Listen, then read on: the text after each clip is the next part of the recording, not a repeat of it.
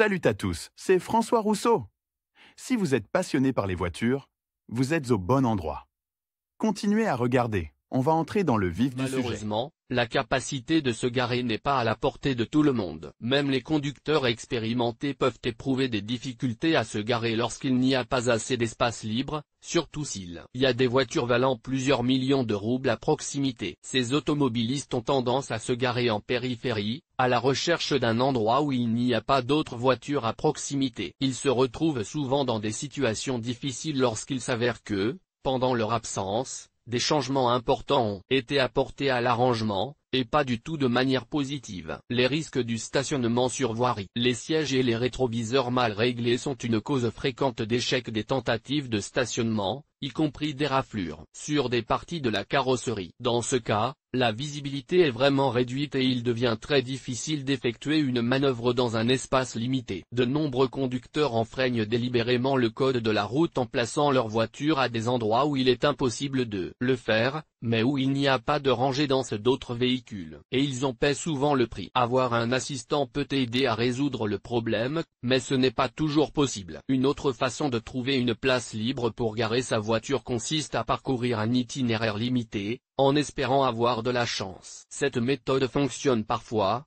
mais la théorie des probabilités ne s'y oppose pas. Ces recherches sont souvent retardées pour une durée indéterminée. Et si vous êtes en retard au travail, il n'est pas permis de s'en remettre au hasard. La situation est d'autant plus complexe que le nombre de conducteurs ne possédant pas de bonnes compétences de conduite augmente chaque année. Selon les statistiques, l'augmentation annuelle du nombre de voitures dans la capitale est de 5 à 7%. Dans le pays, ce chiffre est beaucoup moins élevé, mais il reste très important, et si nous tenons compte du fait que la qualité de la formation dans les auto-écoles ne s'est pas améliorée, nous obtenons une image très déprimante. D'ailleurs, il n'y a pas qu'en Russie, dans toutes les grandes mégapoles du monde, le nombre de voitures non endommagées par le stationnement diminue rapidement. Et personne n'est à l'abri de tels cas. Même si vous êtes un as de la conduite, il y aura toujours un idiot des antipodes qui, tôt ou tard, égratignera votre voiture. Choisir une place de parking. Quelques règles simples permettent d'éviter que la peinture de votre voiture ne soit abîmée. Ne garez pas votre voiture sous les arbres, ce que les automobilistes aiment faire dans la chaleur de l'été. N'oubliez pas qu'il y a toujours un risque d'égratigner la carrosserie avec une branche qui s'est pliée sous l'effet d'un coup de vent. N'oubliez pas non plus les oiseaux qui, pour une raison ou une autre, aiment chier là où, d'un point de vue humain,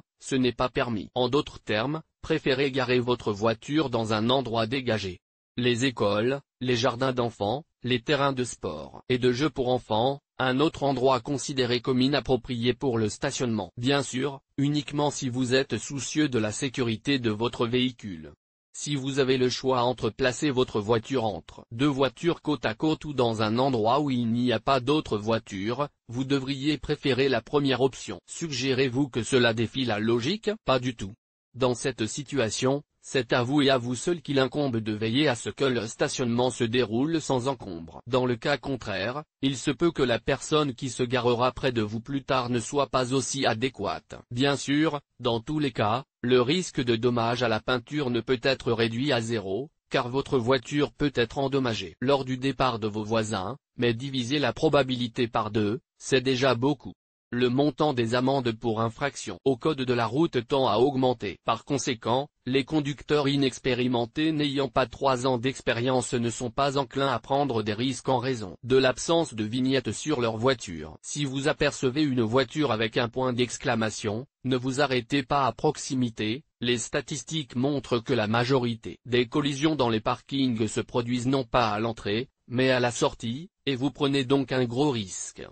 Faites de même avec les voitures franchement mal fichues. Si leur propriétaire ne se soucie pas du tout de l'apparence de leur propre véhicule, il faut s'attendre à la même attitude pour les autres véhicules, y compris ceux qui sont garés à proximité. Lire aussi, comment acheter une voiture à crédit de manière plus avantageuse? Ne croyez pas que si vous possédez un SUV, vous n'aurez aucun problème de stationnement, car la garde au sol accrue garantit que vous pouvez garer votre véhicule dans des endroits inaccessibles aux voitures ordinaires. La réalité est tout autre. Si vous pensez pouvoir profiter des propriétés tout-terrain, vous vous trompez lourdement, en règle générale. il est interdit d'arrêter le véhicule à de tels endroits. Étant donné que le nombre de moyens de répression des infractions ne cesse d'augmenter, un tel risque n'est justifié que dans des cas exceptionnels. Cela signifie que vous devez chercher une place sur le terrain et que vous êtes désavantagé par la grande taille de votre crossover, Barclay ou Jeep. Mais quelles que soient les précautions prises, il est impossible de tout prévoir. Pour ne pas être constamment angoissé par la sécurité de votre voiture, vous pouvez suivre un très bon conseil: devenez propriétaire d'une vieille voiture complètement pourrie et corrodée, et vous n'aurez plus à éprouver un sentiment permanent d'angoisse quant à son état. Il s'agit bien sûr d'une plaisanterie. En fait, le meilleur conseil que l'on puisse donner est que la peur de se garer se guérit avec le temps. Si vous habitez en ville, vous devrez effectuer cette manœuvre un nombre incalculable de fois, de sorte que l'habileté à se garer en toute sécurité vous viendra d'elle-même. Cependant, même les débutants qui n'utilisent pas trop souvent leur voiture ne doivent pas désespérer. Il est clair que les compétences acquises lors de la formation à l'auto-école ne sont pas suffisantes, il suffit donc de continuer à pratiquer cette manœuvre en trouvant un endroit approprié, même s'il s'agit de votre propre cours. Les moqueries des autres automobilistes sont temporaires, mais si elles vous dérangent tant, trouvez un endroit plus privé pour vous exercer. Critère de choix d'une place de stationnement dans un parking. Chaque année, les problèmes d'infrastructures de transport dans les villes deviennent de plus en plus aigus. Le manque d'espace libre est aggravé par l'étroitesse des routes, qui ne sont pas conçues pour un si grand nombre de véhicules, ainsi que par le stationnement des voitures sur la voie la plus à droite. Cette dernière circonstance peut être considérée comme un facteur clé de la congestion du trafic, de sorte que de nombreux propriétaires de voitures garent leurs véhicules dans les cours, ce qui crée des difficultés pour les résidents locaux. C'est pourquoi la plupart des nouveaux bâtiments modernes sont conçus de manière à résoudre ce problème. Les nouveaux complexes résidentiels sont nécessairement construits à proximité de parkings, et la tendance de ces dernières décennies est à la construction de parkings à plusieurs niveaux, généralement souterrains. Ils peuvent faire partie intégrante d'un immeuble résidentiel, d'une grande chaîne de centres commerciaux ou être situés dans un bâtiment séparé. Ce mode d'organisation des places de stationnement est très pratique et rationnel, car il permet aux propriétaires de voitures d'acheter ou de louer une place de stationnement pour une longue durée afin de se débarrasser des problèmes quotidiens liés à la recherche d'un endroit où dormir pour leur véhicule. Énumérons les principaux facteurs qui influencent le choix d'une place de parking.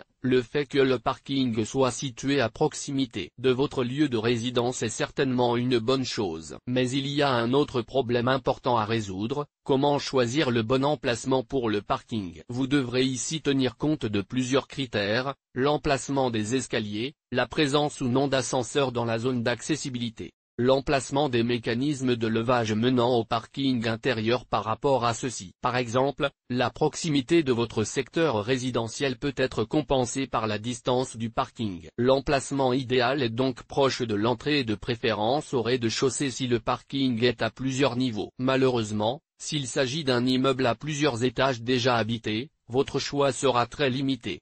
S'il n'y a pas beaucoup d'options, vous devez absolument éviter les places situées dans les cul-de-sac du parking, car la plupart du temps, il faut faire marche arrière pour se garer à cet endroit. Si vous pensez que cela ne vous posera aucun problème, vous vous trompez lourdement. Vous devrez faire face à des facteurs d'inconfort tels que marcher et conduire dans l'obscurité, ce qui est d'autant plus difficile que les vitres sont embuées. Pensez que vous devrez effectuer cette manœuvre à plusieurs reprises tout au long de la journée. Le choix de l'emplacement dans le parking n'est pas encore très important, il se trouve juste à côté de l'ascenseur. Si vous pensez que la principale menace pour la peinture provient exclusivement des autres voitures, vous vous trompez lourdement. Si votre voiture est située directement sur le chemin de l'ascenseur, elle représente un trafic humain relativement important, avec des sacs, des chariots et d'autres objets. Tout mouvement imprudent entraînera de nouvelles rayures, et il n'est guère possible de contrôler les coupables. Le coût est un facteur important. Lorsque vous choisissez une place de parking, tenez compte des dimensions de votre voiture. Vous ne devez pas choisir une surface plus grande que nécessaire, il ne s'agit pas d'un garage, les espaces vides resteront inutilisés. Pour une grande voiture familiale de la classe D, vous aurez besoin d'environ 10 mètres carrés d'espace, pour une voiture de la classe AB, d'environ 6 mètres carrés, soit pratiquement la moitié. Les coûts correspondront également. Si votre famille possède 2 véhicules, envisagez de louer ou d'acheter une place de parking double, de sorte que les voitures soient soit l'une à côté de l'autre, soit l'une derrière l'autre. Vous économiserez ainsi de l'argent et du temps lors des manœuvres. Les places de stationnement simples ou doubles sont le plus souvent séparées par des colonnes, ce qui réduit considérablement les risques de dommages causés par les autres voitures. Dans les zones en cul-de-sac, un ou deux côtés sont constitués d'un mur, mais cette option est moins pratique, car elle rend difficile l'ouverture de la porte et du coffre. Un autre point essentiel est la disponibilité de fonctionnalités supplémentaires. De nombreux parkings modernes offrent un service tel qu'un espace de stationnement supplémentaire sous la forme d'un garde-manger miniature ou simplement d'un espace urbain, où vous pouvez ranger, par exemple, un vélo et, dans le cas d'un garde-manger, tous les objets et articles saisonniers. Lire aussi, comment gagner de l'argent en utilisant votre voiture? Notez qu'afin d'éviter d'éventuelles situations conflictuelles entre vous et les autres propriétaires de voitures, ainsi qu'avec les locataires, nous vous recommandons vivement de conclure un contrat de location, dans lequel sont fixées les caractéristiques de votre place de parking, ainsi que les conditions détaillées de conservation de votre voiture. Pourquoi un parking souterrain est-il préférable à un parking extérieur? Nous avons vu en détail comment choisir un emplacement pour votre voiture dans un parking souterrain. Mais dans les parkings ordinaires, le coût de la mise en place de votre voiture est beaucoup moins élevé. Cela vaut-il donc la peine de privilégier un parking intérieur? Dressons la liste des avantages de ce mode particulier de stockage de votre voiture. Dans un parking couvert, vous n'aurez pas à vous soucier du risque de corrosion dû à des facteurs météorologiques défavorables tels que les précipitations ou les changements brusques de température. Un microclimat constant pour tout véhicule est un facteur positif. Les problèmes tels que les essuie-glaces qui ne fonctionnent pas, les batteries à plat et les difficultés de démarrage du moteur passent à l'arrière-plan, tout comme la nécessité de travailler avec des grattoirs et des brosses en hiver. En règle générale, les parkings souterrains sont équipés d'un réseau de caméras vidéo qui enregistre tout ce qui s'y passe. Les parkings ouverts se limitent généralement à la présence d'un poste de garde. Le nombre de caméras de surveillance est minime, voire inexistant. Vous avez la possibilité de louer ou de posséder une place de parking avec un espace clôturé supplémentaire où vous pouvez ranger des objets inutiles. Le coût plus élevé d'une place de parking est compensé par le fait qu'elle vous est attribuée, ce qui signifie que vous n'avez pas à vous soucier de trouver une place pour garer votre voiture sans encombre. Tout parking souterrain comporte des places de stationnement pour des voitures de classes différentes, ce dont il faut tenir compte. Vous pouvez vous renseigner sur la disponibilité des places de stationnement gratuites, leurs paramètres et leurs coûts auprès des gestionnaires du parking couvert.